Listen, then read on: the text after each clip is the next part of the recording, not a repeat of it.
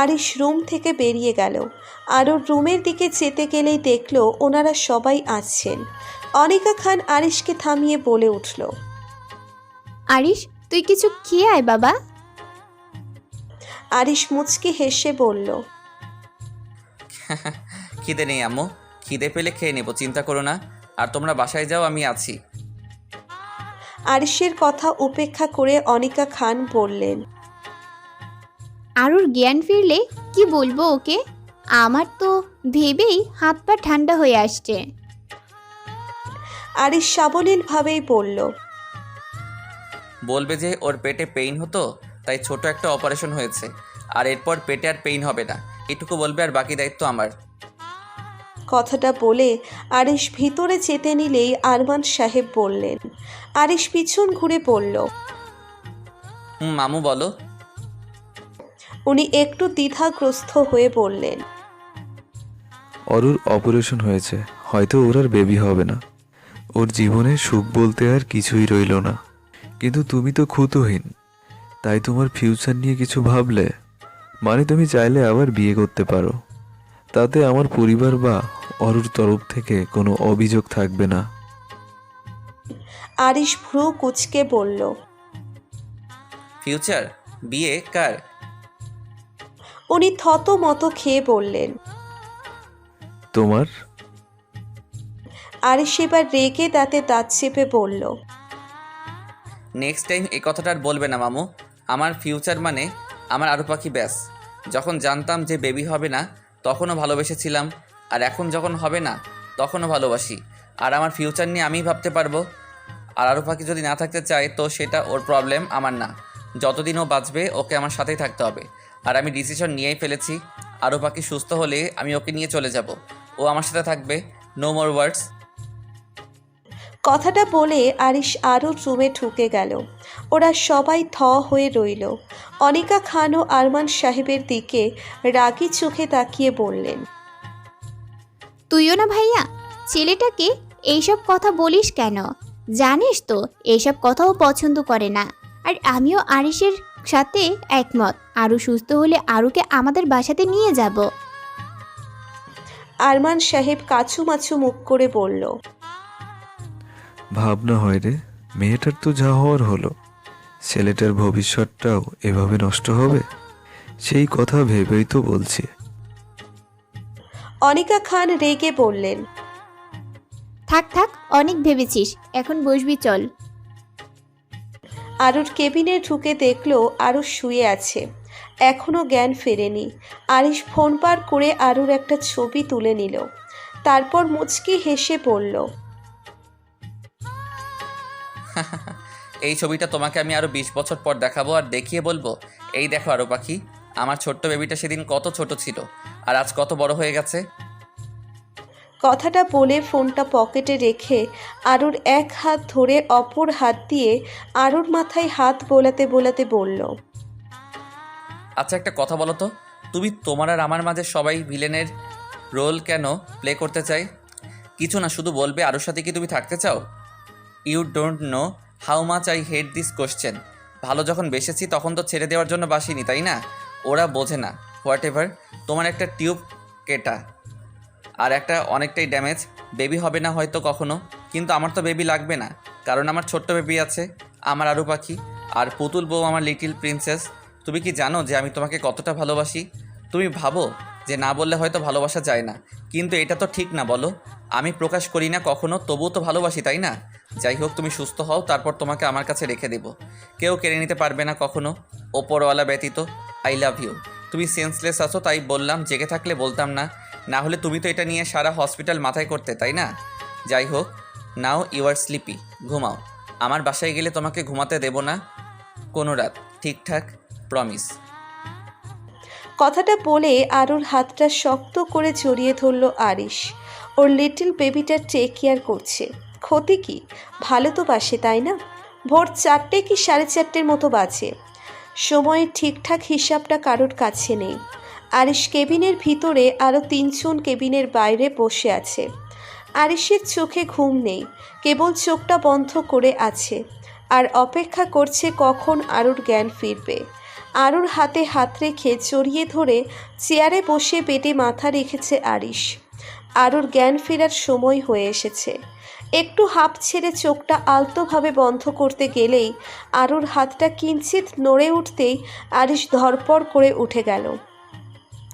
আরুর হাতটা নড়ছে, কিন্তু চোখ খোলেনি এখনও। আরিশের মুখে হাসির রেখা ফুটে উঠল। আরু এখনও চোখ খোলেনি। আরিশ আরুর হাতটা আগের মতো করেই ধরে আছে। আরুর মুখের দিকে নিষ্পলকভাবে তাকিয়ে রয়েছে ও। অপেক্ষা করছে কখন আরুর জ্ঞান ফিরবে। না, আরুর জ্ঞান ফিরল না এখনও। রাতের নিস্তব্ধতাতে ঘড়ির কাঁটার টিকটিক আওয়াজটা বেশ ভালোভাবে শোনা যাচ্ছে। আরিশ ঘড়ির দিকে তাকালো। 4:25 বাজে। আরিশ অপেক্ষা করতে লাগলো, কিন্তু ধৈর্য হারালো না। আরিশ বড্ড ধৈর্যশীল সব সময়ই। একটু হাতটা নড়ল, এখন তাও নড়ছে না। আরিশ আরুর পালসটা চেক করলো। খানিকটা কম আছে পালস। সময় চলেই যাচ্ছে। দেখতে দেখতে 4:45 বেজে গেল। তখনই হঠাৎ আরু একটু নড়ে উঠল। আরিশ আরুর দিকে তাকিয়ে দেখল আরু হালকা চোখ পিটপিট করছে। তা দেখে আরিশ ওর মুখের হাসিটা আরও প্রশস্ত করে পড়ল। আরু পাখি, আরও ভালোভাবে চোখ খুলে আরিশের দিকে খুব অল্প পরিমাণ ঘুরে তাকালো। সারা শরীরে ব্যথা, ঘাড় ঘুরে তাকানোর শক্তিটাও নেই। আরিশ আরুর কাছে আরও এগিয়ে গিয়ে আরুর মাথায় হাত বুলিয়ে দিতে লাগলো। আরও ঠোঁট নাড়াচ্ছে, মূলত আরু হয়তো কিছু বলতে চাইছে। আরিশ তা বুঝল। আরিশ নরম সুরে ফিকে কণ্ঠে বলল, আরু পাখি জল খাবে? আরও হালকা মাথা নাড়ালো। আরও বেশ জোরে জোরে শ্বাস নিতে গেলেই আরিশ মুখ থেকে অক্সিজেন মাস্কটা খুলে ফেলল। আরও এখন একটু ভালোভাবে শ্বাস নিয়ে খুবই নিম্ন স্বরে কাঁপা কাঁপা কণ্ঠে বলল, আমি কখনো মা হতে পারবো না, তাই না? আমার বেবি হবে না। কথাটা আরিশের কানে যেতেই খানিকক্ষণের জন্য আরিশের শরীর ঝটকা খেয়ে যেন কেঁপে উঠল। সারা শরীর দিয়ে শিহরণ বয়ে গেল। বুকের ভেতর দুরু দুরু করছে, গলা দিয়ে আওয়াজ বার হচ্ছে না। যেটার ভয় পাচ্ছিল সেটাই হলো। আরিশের ঠোঁটজোড়া কাঁপছে। আরিশ কিছু বলছে না দেখে আরও আবার অনেক কষ্টে বলল, বলুন। আরিশ এবার মিথ্যা একটা হাসি হেসে হো হো করে হেসে উঠল। ধুর পাগলি, এসব কি কথা? হ্যাঁ, তুমি সুস্থ হও, তারপর বলবো তোমার কি হয়েছে। আরও একটা লম্বা নিঃশ্বাস নিয়ে বলল। বলুন। আরিশ এবার খানিকটা রুক্ষ কণ্ঠে বলল, নো মোর ওয়ার্ড আরু পাখি, তুমি অসুস্থ, তোমার কথা বলা একেবারেই নিষেধ। আরও আরিশের দিক থেকে মুখ ফিরিয়ে নিল। আরুর চোখের কোণা বেয়ে জল গড়াচ্ছে, কিন্তু সহজে বোঝা যাবে না যে ও কাঁদছে। তবে আরিশের চোখকে তা ফাঁকি দিল না। আরিশের মনের ভিতর এক প্রকার যুদ্ধ চলছে। মেয়েটা সত্যিই জেনে গেল। আরুর চোখে জল দেখে আরিশের বুকের ভিতর মোচড় দিয়ে উঠল। এক হাত দিয়ে আরুর চোখটা মুছে দিয়ে বলল, কাঁদছো কেন আরু পাখি? কাঁদছো কেন তুমি? আমি কি বলেছি যে আরু পাখি আমার বেবি লাগবে? না হলে আমি তোমার সাথে থাকবো না। আরও কিছু বলল না। আরিশের দিকে চেয়ে আছে আর চোখ থেকে জল গড়াচ্ছে, আর আরিশ বারবার মুছে দিচ্ছে। কি বলিনি তো? বলিনি আর বলবো না। আর তুমি বেবি নেবে যে তোমার বেবি নেওয়ার বয়স হয়েছে বলো? তুমি নিজেই তো বেবি। একটা বেবিকে আর একটা বেবিকে সামলাতে পারে? তুমিই বলো। আরও আরিশের দিকে তাকিয়েই আছে, কি বলবে বুঝছে না। মনের ভেতর তীব্র অনুশোচনা কাজ করছে যে মানুষটা ওর জন্য কখনো বেস্ট হ্যাপিনেসটা পাবে না। আরিশ আবার বলল, তোমাকে এখনও আমাকে সামলাতে হয়। কত দুষ্টুমি করো বলো তো? তুমি আমার লিটল বেবি। আরিশের কথা শোনার পর আরুর আর বলার মতো কোনো মুখ নেই। আরও চোখ বন্ধ করে বলল, পাগলেও নিজের ভালোটা বোঝে, শুধু আপনি বোঝেন না। আরিশ মুচকি হেসে আরুর কপালে চুমু এঁকে বলল, নিজের ভালোটা বুঝতে গিয়ে যদি নিজের হ্যাপিনেসটাকে হারিয়ে ফেলি, তাহলে তেমন ভালো আমি চাই না। আরু থেমে গেল। ওর ভাবা হয়ে গেছে যে ও কি করবে। ওর জন্য ও আরিশের জীবনটা তো আর এভাবে নষ্ট হতে পারে না। তাই ও ভেবে ফেলেছে সব। আরও চোখ বন্ধ করতেই আরিশ সুর আউড়িয়ে বলল, আমি ছিলাম তোমার পাশে, তোমার আকাশ ভালোবেসে। সে বিশালে খুঁজেছি একটুকু ঠাই, তাও মেলেনি তা। 4 দিন পর আজ আরুর ছুটি হয়েছে। যদিও আরও এতদিন থাকতে চায়নি, কিন্তু আরিশের জন্য থাকতে হয়েছে প্রপার ট্রিটমেন্টের মধ্য দিয়ে।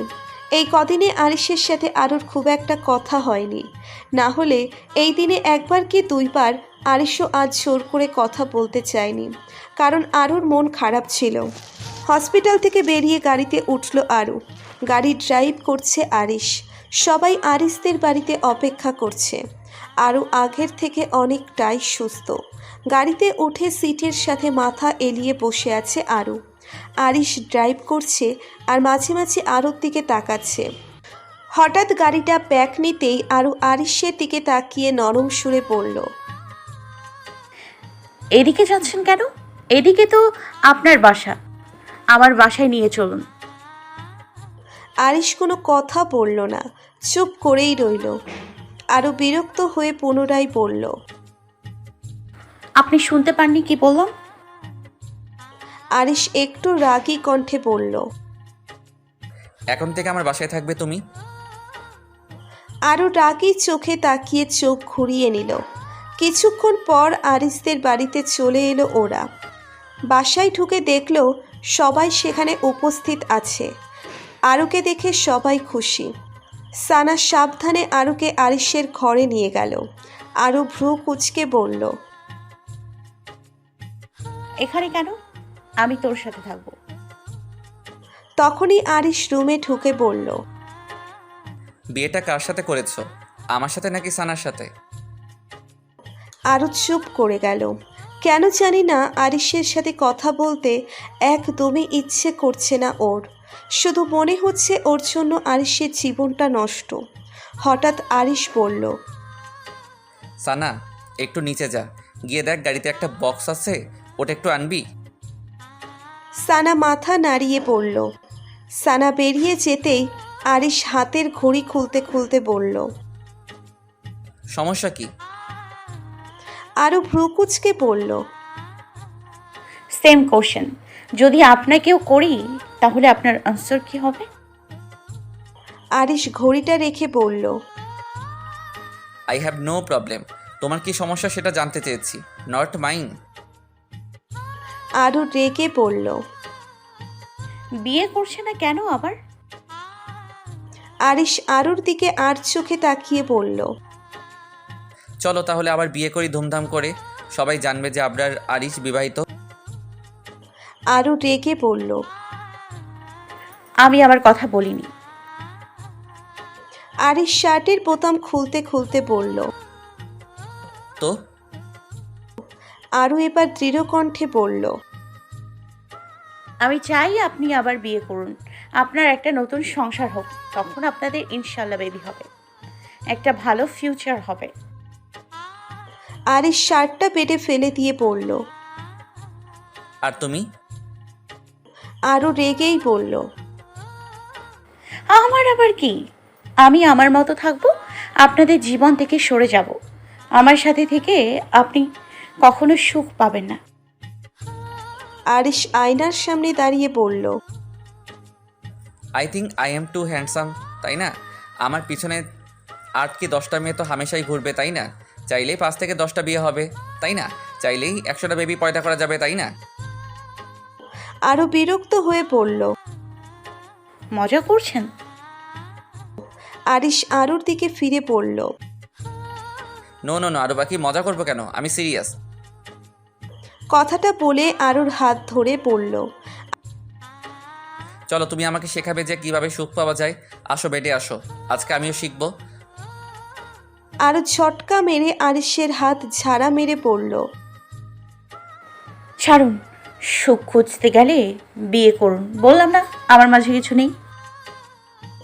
আরিশ আরুর মুখ চেপে বলল, তোমার মাঝে কি আছে কি নেই আমি জানতে চাই না, আর চাইনিও কখনো।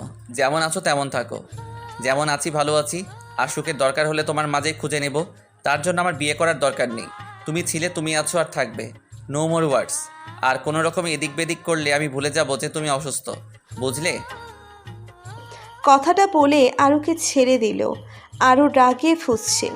হঠাৎ সানার রুমে ঢুকে বলল, ভাইয়া এই নে। কথাটা বলে একটা বক্স আরিশের হাতে ধরিয়ে দিল। সানা বেরিয়ে গেল। আরিশ আরুকে ইশারা করে বেডে বসতে বলল। আরু বসলো না। আরিশ একটা ধমক দিতেই আরু ভয়ে বসে পড়ল। হঠাৎ আরিশ হাঁটু গেড়ে মাটিতে বসে বক্সটা খুলে সেখান থেকে দুটো জুতো বার করে আরুর পায়ে পরিয়ে দিল। জুতো দুটোতেই টেডি বিয়ার বসানো। আরও এগুলো অনেক দিন আগে অনলাইনে অর্ডার দেওয়ার জন্য দেখেছিল। আরিশ তা লক্ষ্য করেছে। জুতোগুলো দেখে আরও খুশি হলো, কিন্তু আরিশের ওপর রাগও লাগছে। আরিশ জুতো দুটো পরিয়ে দিয়ে ওয়াশরুমে ঢুকলো আর বলল, শান্ত হয়ে বসবে, আর বেডরুম অগোছালো দেখলে খবর আছে। কথাটা শুনে আরুর রাগ বাড়ল।